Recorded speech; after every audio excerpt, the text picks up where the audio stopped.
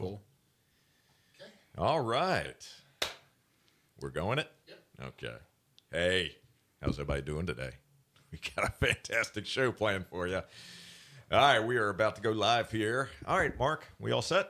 Yep. All right, fantastic. All right. Hey, everybody, you are listening to Business Minds Coffee Chat, and I am your host, Jay Scherr, and I am super excited today. I've got two fantastic guests in the studio with me today. My guests are brothers who are originally from Pittsburgh, Pennsylvania, and have made Palm Coast their home since 2017.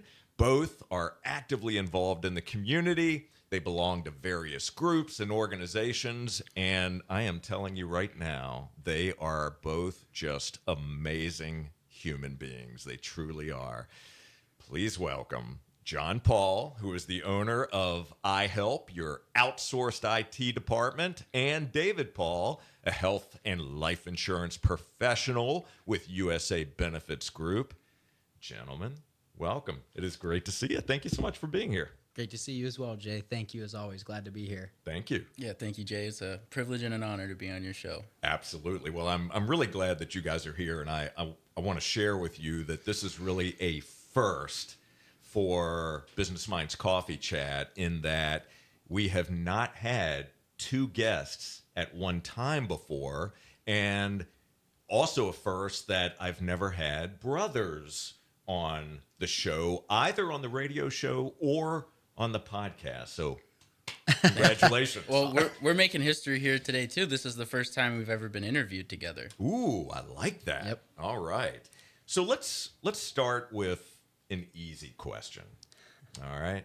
I would love it if both of you would share with all of us what one of the hardest things that you have done in life up to this point, one of the hardest things that you've done, and what you learned about yourself through doing that hard thing. So I'm going to spin the wheel right here to determine who's going to answer the question first. And it's spinning. Yes, it is. And we're going to start with David. David, the hardest thing you've done, what you learned about yourself. So this is the easy question you said. This is the easy This is the question. easy Yeah, we question. start off easy and then we build from there. Sure. All right. I would say one of the hardest things that I had gone through in my life was honestly moving down here to Palm Coast. It was picking up, leaving Pittsburgh, leaving my home, my family, all my friends. You know, went from knowing everybody, knowing what's going on, to Palm Coast, which we're not completely unfamiliar with. We used to visit here when we were younger, so there was some familiarity. But when you leave and you enter a new stage in life, for me, this was directly after high school.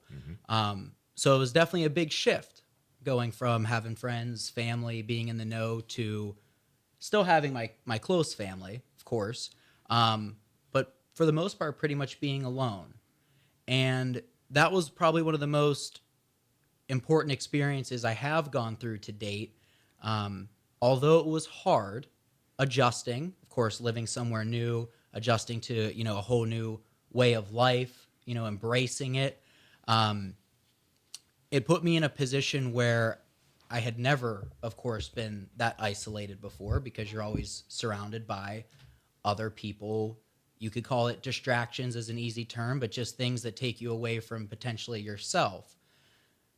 In that process, it allowed me to learn more about myself, dive deeper into myself. Give me an example. Sure. Well, for one, I was used to being able to go and see a friend, right? Anytime I wanted to. I always had people around. And when I was here, that whole opportunity was gone. So there was the learning curve of being more alone and enjoying being alone, which I know it can be potentially a struggle in some instances, but for me, it was the healthiest thing I had ever done, because it really changed my whole mindset moving forward. Because now anyone that I was going to come in contact with, whether it be a friend, a business connection, whatever, there was a lot of weight there because I had now had this new outlook on my life of enjoying myself to a higher amount than I had before. So anyone that came into my life, there was a bigger filter of what are you adding to my life?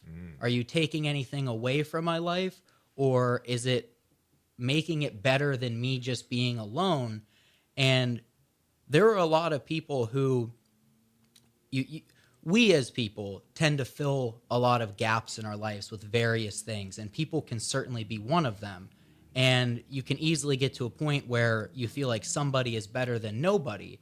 And that's not always the case, because if that's your mindset, you can inadvertently allow maybe not the best relationships or even toxic relationships to creep into your life, where now I have this filter of, is this something that's really adding value to me? Is it going to, bring me to another, a higher level? Is there something I can learn from this person? Do I just enjoy being around them more than myself? And I have just carried that through and through in the past 7-8 years, which has really put us in, I'm really blessed to be able to say this. It's definitely all thanks to God, but, just surrounded by incredible people in my, personal life, people I'm incredibly lucky and blessed to be able to call friends, business relationships that, I'm honored to, be a part of and work with. And I think that was a very foundational thing in the myriad of steps that were taken after that. So I would say that's probably one of the hardest things I went through, and an endless amount of things that I've learned from it. But to keep it somewhat short for the show, I'll stick with that. I love that. That's a great response, and what a great lesson to learn as well. And very early on. And early on. John Paul, same question to you. The hardest thing I've done, it'd have to be, I'm sure there's a better way to say this, but going my own way. And that started back in my days at school, and kind of, it was not hard in the sense that I didn't feel the resistance myself to go that way, because that's the way I wanted to go, and do things my way and follow my own compass. Kind of, it was difficult to filter out the noise of everybody telling me what they think I should do. My parents were supportive, but they were both first generation in their families to go to college, so college was very important to them. School was important, and I remember the feeling, as early as like middle school and high school, where I realized I was learning more on my computer than I was in class. I really wanted to get a job as young as possible. I think the school had to fill out paperwork so I could get a summer job as a clerk at a country club. It was my first official job. And by the time I was in high school, I just really got set in my mind, these teachers and everybody with all these opinions about what I should do and what I should be interested in and what's a good career and what's a good life, to question that, and to have the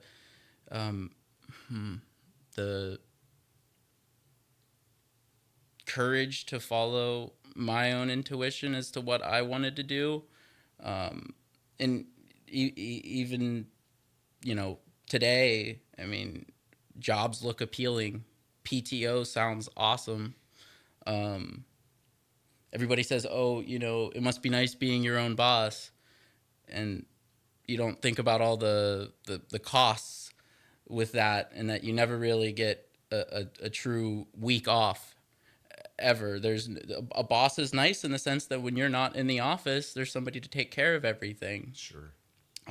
But that listening to myself and then having the courage to do what I felt like I wanted, regardless of everybody in my life, especially of high school, the only way to have a good life is to get a degree from the best school that'll take you, and then get a job for a company that cares about you, and then you'll get a pension and you'll be living good by the time you're 65.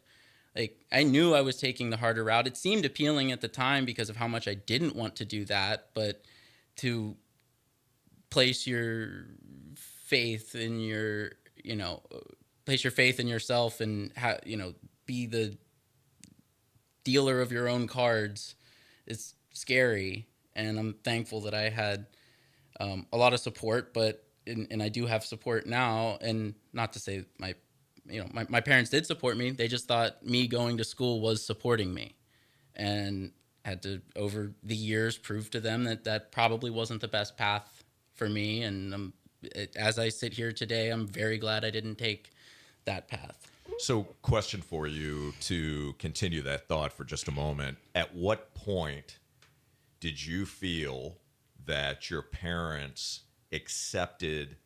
not only accepted the fact that you were gonna make your own decisions on how you were gonna live your life and you were going to follow your own compass? At what point did they realize that you actually made the right decision, that you knew yourself well enough, and that they not only accepted it, but they realized that, hey, he was right on this? I mean, the jury's still out. I'm not even 30 yet. Maybe at 60, I'm gonna look back and say I made the wrong decision. And who knows what the next text message or phone call is gonna be? But I think the point that it started really shifting, and to me, the metric is always how much I hear about, like, maybe you should still take a class, maybe finish the degree. Something to fall back on. Yeah, when that started fading away, I think it was really when they saw just how unbelievably busy I was able to keep myself. Mm-hmm. Is that, not going to school and not getting a job, you're going to be sitting around doing nothing. And once I moved back in with them, because I moved to Florida, I was here for about a year and a half before they moved down. And so around when I was starting the business, and I really wasn't too busy for a little bit. But then it got to the point where it was like, okay, yeah, what is school possibly teaching you? And they hear the situations that I'm in, the what's being asked of me, the different people I'm doing business with, and I think they started to realize, like, no, like, this is the MBA. Right. Dealing with real customers and real problems and real bills and real money. That's the MBA. It's not theory. Yeah. It's real life. Well, that's good. I appreciate both of you sharing that. So between the two of you, which of you is older? John Paul. That's okay, me. So you're the older of the two. So I'm going to put you both on the spot here for a moment. And if you guys know each other better than anyone else knows the two of you, right? Okay.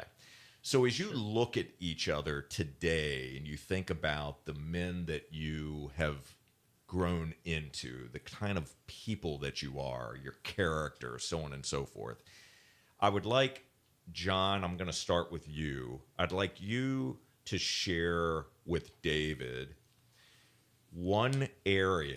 just one area that he can improve. On. And I'm serious. As you look at him, think about one area that you feel that he could improve upon, but then also share an area that he just completely excels and is further ahead than where you are. And then we're going to do the same thing with David speaking to you on that. So number one, the area that can be improved upon, and number two, the area that excels and is even better than where you are today. What a good question. Yeah, can I start with the area he excels and then go back to the thing to improve? You can. Okay. If that's the order you would prefer. That's the order I'd prefer. Okay. Yeah, over the last couple of years, watching David pick up health insurance and go through the similar ringer that I went through when I started my business, it just blows me away how much of a sponge he is, how dedicated he is to the hours that he puts in are insane. Most people don't see him. I barely see the hours, and I sometimes weeks go by I barely see him.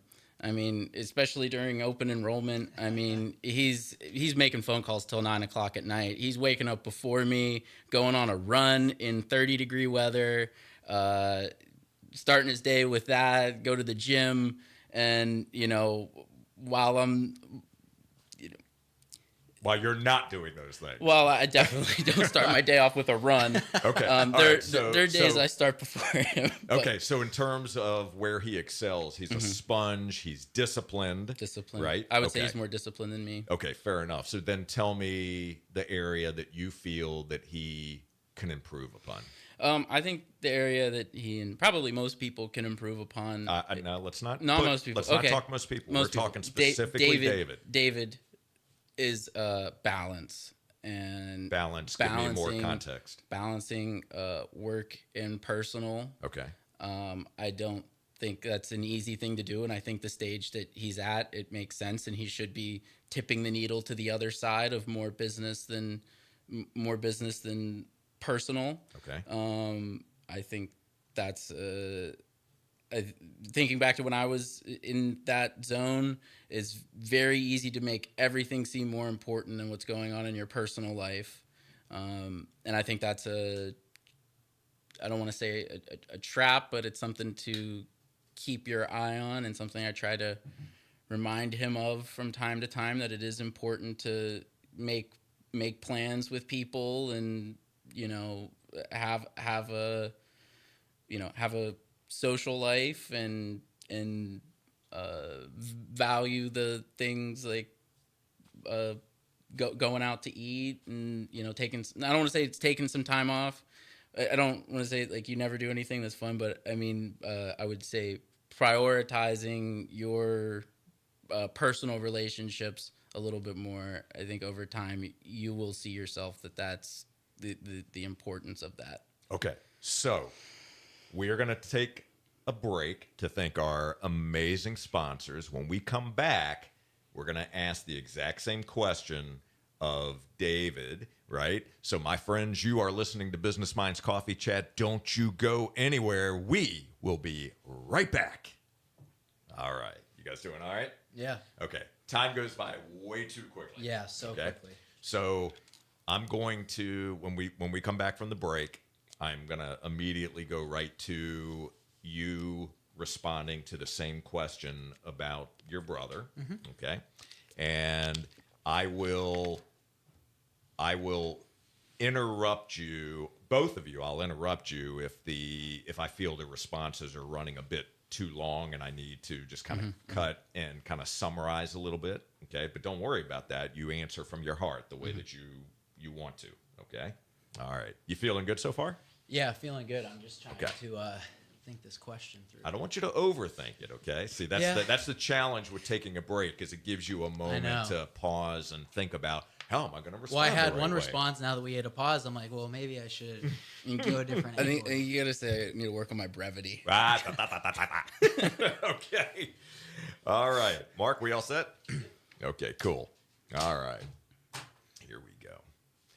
All right, we're back. And again, you're listening to Business Minds Coffee Chat, and I am in the studio today with my very special guests. It is a double bonus today. We have both David and John Paul here in the studio with me. What a great conversation we have been having, and we're going to continue that conversation right now. So, David, right before the break, you heard your brother's response to you in terms of the area that he feels that you could improve upon, and also the area where you excel and where actually you are further ahead than he is. I'm asking you the same question about your brother. So speak to John. What is an area that he can improve upon, and then the area that he excels and is further ahead than you? Okay, sorry to do this to you, Jay, but I'm going to take the same route that John went, and I'm going to start with what I think he does really well, and then what he can improve upon. Can I ask one quick question? Of course. All right, I didn't ask you this, but you did the same thing. Why are you starting with the area that he excels in and then going to the area that he can improve upon? Just super quick. I just want to know your mindset and your rationale. I think with most people, before you give a criticism or anything like that, it's always best to, say what you really admire, right? Because it's not like I'm not trying to tear him down or anything, but Okay. It's from the heart. That way, I feel it's more loving.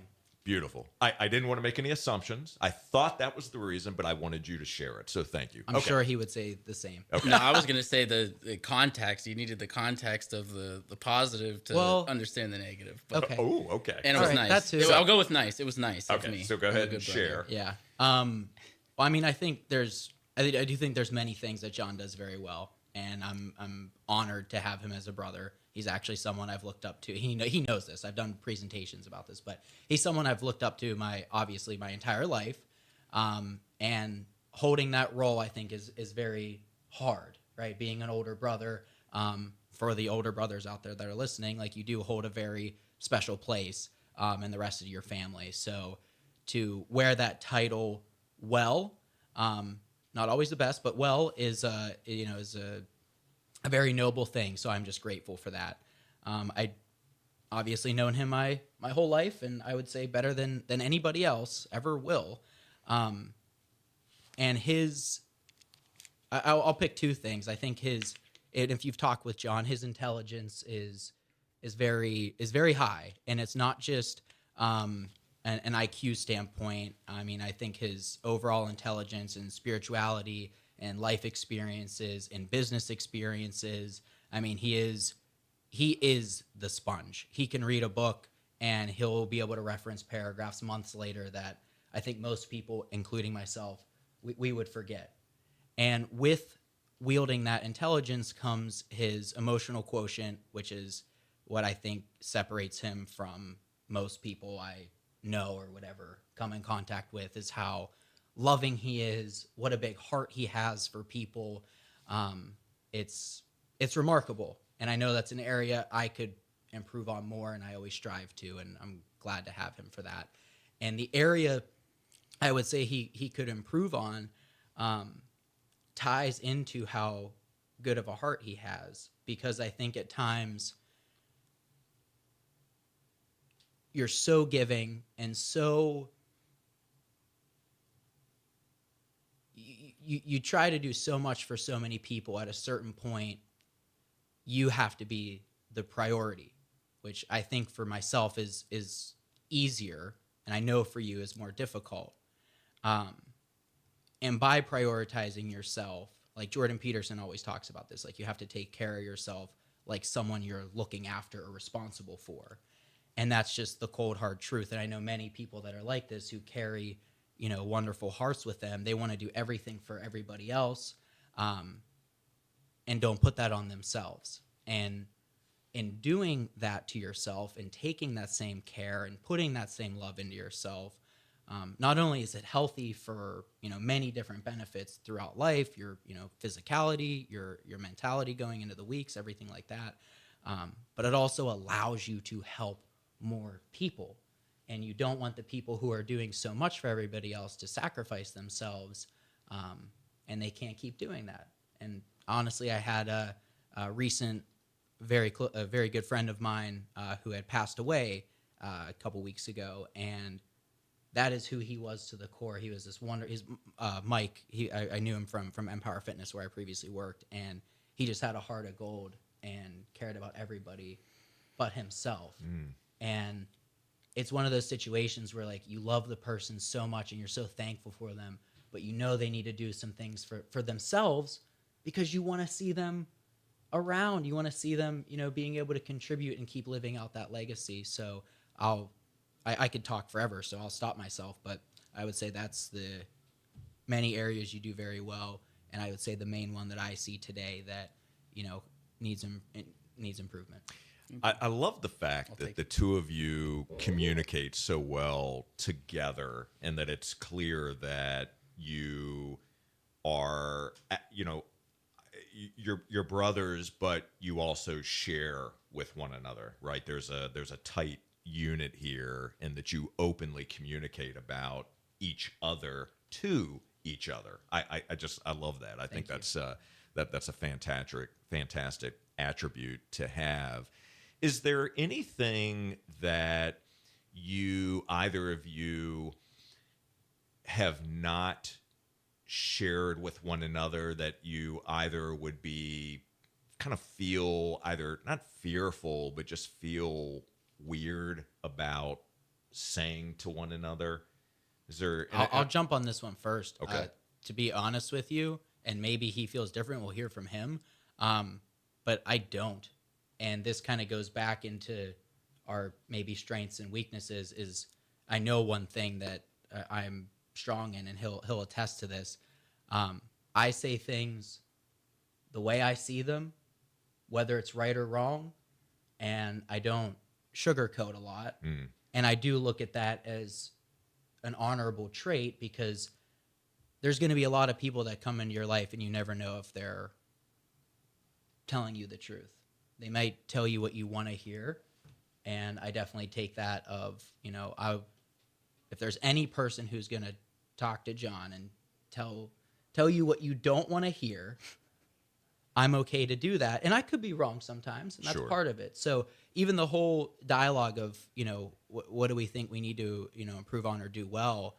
I think the improvement side of things, there's a longer list. And I would say most of it we know, because I think they're things that we openly share about each other. Because if you can't tell your brother or family these things, who can you talk to? Then you really have nobody. Sure. What about you, John? Oh, I mean, I think that's the like true value and like benefit of having a brother your entire life, is it's a constant source of feedback. Like everything. My mom would buy me a new pair of pants to go to 4th grade, and be like, "How do I look?" She'd be like, "You look great." And then I'd turn to David and be like, "How do I look?" He'd be like, "You look like an idiot." And which one did you listen to, Mom or David? What do you think?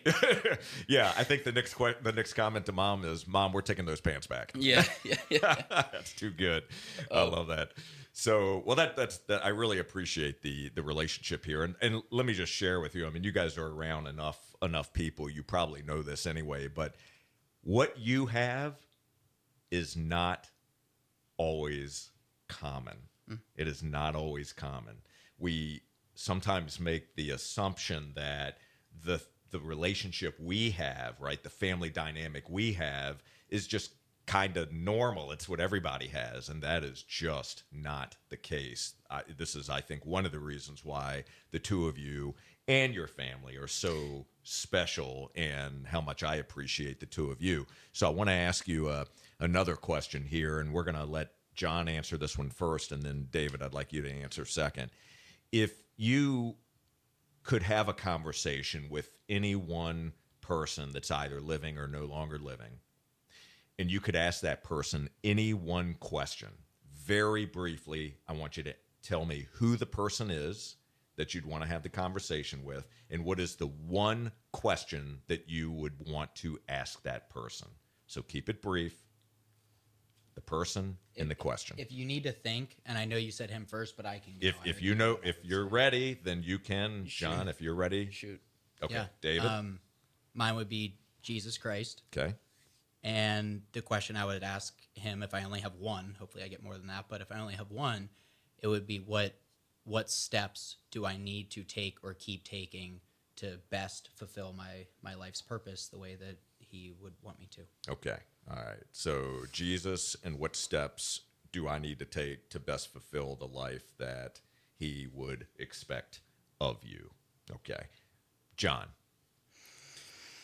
Well, you took the good answer. No, when you said that, my first thought was my pop, who I never met. Really, he died when I was like maybe like 6 years old, so I never really got to have a conversation with him. Okay. My dad's the youngest by 6 years on his side of the family, and like I said, everybody in our family other than me and David knew him quite well. From everything I heard, he sounds like a character, and he was an entrepreneur back in his day during the Depression. So there's some pretty tough business going on during the Depression, and he was a tough guy, but he's also a family man, took good care of his family. So I would really I'd love a conversation more than just to have a question answered. But if I had to bring it down to a question, it would be something along the lines of like, how do you think I'm doing? You know? Okay. You had a crazy tough life, before you had kids and made my dad, and now I'm here. Am I making it look like it was worth it? Something like that. Good questions from both of you. I love good that. one. All right, really so I want just a very brief response to this question from both of you. And John, since you just answered a question, David, I'm going to start with you. What are you most fearful about in life today? Most fearful about? Oh my goodness, Jay. This is a big question. Just one thing. We did say politics aside, so I'll move that aside. I can jump if you want me to.